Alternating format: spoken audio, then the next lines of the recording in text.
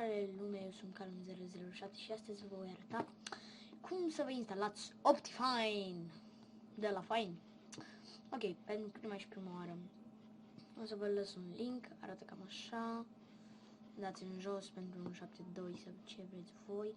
Și cea mai bună este HD de 3, cea mai bună, așa zic eu. Ok, o să vă lăs un link în descriere. O să vă apară arhiva aceasta, asta nu vă apare. Intrăm în arhivă.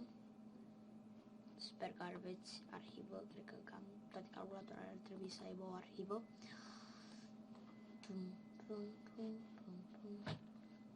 Așteptăm să intre în arhivă. Așa.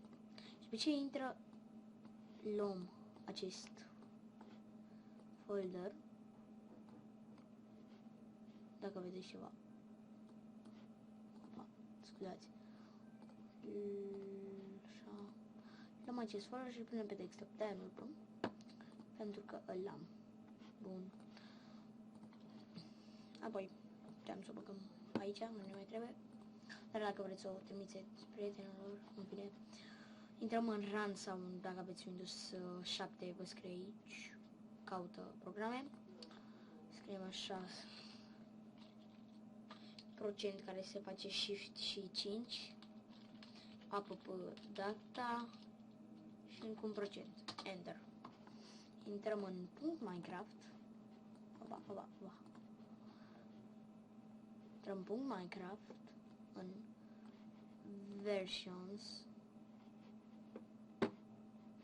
așa, iar acum luăm Optifine-ul și punem aici și îl avem. Ca să vă demonstrez, o să intru în Minecraft. Dați cam aici.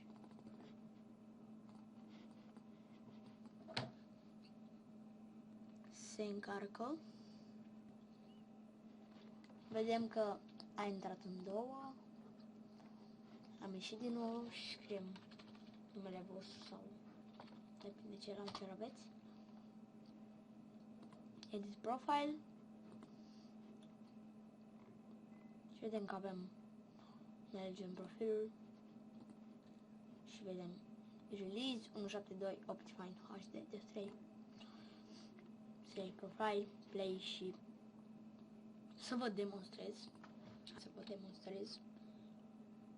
F9. Oba, așa. Ca să vedeți, intrăm în single player. Într-o lume.